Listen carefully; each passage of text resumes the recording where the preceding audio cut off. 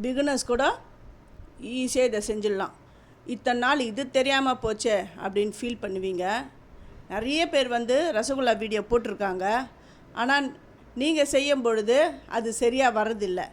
ஏன் அப்படின்ற காரணத்தையும் அதில் நீங்கள் பண்ணுற தப்பு எல்லாத்தையும் நான் உங்களுக்கு சொல்கிறேன். இந்த வீடியோவை ஸ்கிப் பண்ணாமல் பாருங்கள்.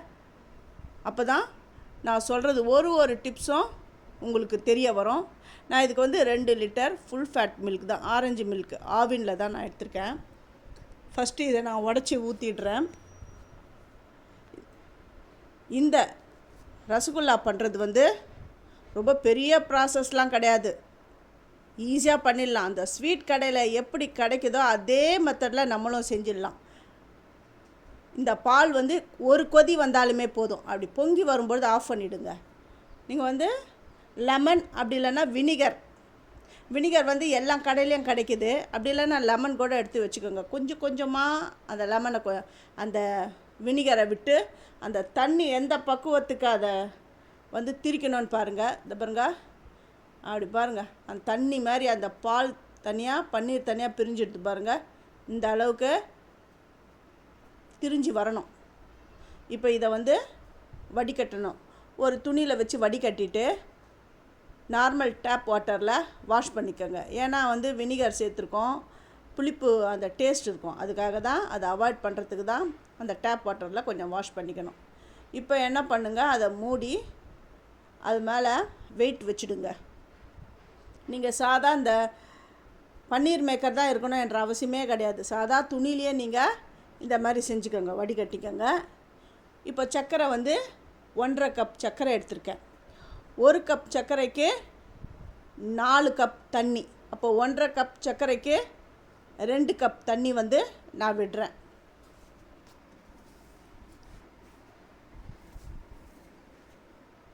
எல்லாம் உங்கள் கண் முன்னாடியே நான் அளக்கிறேன். 1 கப்புக்கு வந்து 4னா 1.5 கப்புக்கு வந்து நான் 6 கப்பு தண்ணி தான் நான் விடுறேன். ஃபஸ்ட்டு வந்து அடுப்பை ஆன் பண்ணாதீங்க, சர்க்கரையை ஃபுல்லாக கரைச்சிக்கோங்க. அந்த தண்ணியில் சர்க்கரை நல்லா கரையணும். அது கரைஞ்சதுக்கப்புறமா அதுக்கப்புறம் தான் அடுப்பில் வச்சிடணும். இப்போ வந்து பன்னீர் வந்து ஒரு 1/2 hour கரெக்டாக ஒரு அரை மணி நேரம் அப்படியே ரெஸ்ட்டில் வச்சுடுங்க. வச்சுட்டு அதுக்கப்புறம் அந்த பன்னீரை எடுங்க. ஃபஸ்ட்டு என்னுடைய வீடியோ பார்க்குறவங்க சப்ஸ்கிரைப் பண்ணலைன்னா சப்ஸ்கிரைப் பண்ணுங்கள், ஆல் என்ற ஆப்ஷன் தொடுங்க. அப்போ தான் நான் போடுற ஒரு வீடியோவுடைய நோட்டிஃபிகேஷனும் உங்களுக்கு காட்டும், உங்களுக்கும் யூஸ்ஃபுல்லாக இருக்கும். பாருங்கள், பன்னீர் ரெடி ஆகிடுது. இந்த பன்னீரை நல்லா திரிச்சிக்கணும். அப்படி உடச்சிட்டு என்ன பண்ணால் நல்லா அந்த கையில் அந்த லாஸ்ட் இருக்குது பாருங்கள், அந்த கை முனையில் அந்த முட்டின்னு சொல்லலை, அதில் நல்லா அப்படி தேய்ச்சி கொடுக்கணும். ஒரு குட்டி அந்த சின்ன கட்டிகள் கூட இருக்கக்கூடாது. இது பாருங்க, அந்த கை எண்டில் இருக்குது பாருங்கள், அதில் வச்சு நல்லா தேய்ச்சிக்கணும். ஒரு சின்ன கட்டி கூட இருக்கக்கூடாது. இல்லாமல் நல்லா பிசைஞ்சு கையில் ஒட்டக்கூடாது. அந்த பாலாடை இந்த பன்னீரில் இருக்கிற அதில் இருக்கிற அந்த எண்ணெய் வந்து கையில் வரணும், அந்த அளவுக்கு பிசையணும். ஆனால் இது பிசையறதுக்கு வந்து எப்படி இருந்தாலும் ஒரு 10 நிமிஷம் ஆகும். இந்த பிசைறதில் தான் இருக்குது ரசகுல்லா நல்லா வர்றதும் வராததும். இதில் வந்து நான் சோடா உப்பு சேர்க்கலை, அப்புறம் மைதாவும் சேர்க்கலை. ஒன்லி அந்த பன்னீரை நல்லா தேய்ச்சி பிசைஞ்சு எடுத்துட்டு சின்ன உருண்டைகளாக உருட்டிக்கோங்க. அதை பாருங்கள், அந்த உருட்டுறது சொல்லணும்னு அவசியம் கிடையாது, உங்கள் எல்லாருக்கும் அந்த உருட்டுறது தெரியும். அப்படி உருட்டும் பொழுது அந்த பால்ஸ் பாருங்கள் எவ்வளோ பலன்னு இருக்குது. எங்கன்னா அப்படி இப்படி ஓட்ட அந்த வீரல் இருக்கா பார்த்துக்கோங்க. இந்த அளவுக்கு பிசைஞ்சிக்கணும்.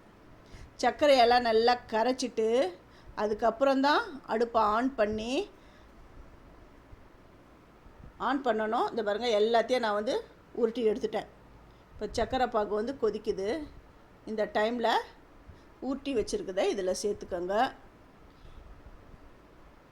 இதுக்கு வந்து வாசனைக்கு நீங்கள் வந்து ஏலக்காய் இல்லைன்னா ரோஸ் எசன்ஸ் எது வேணாலும் நீங்கள் சேர்த்துக்கலாம்.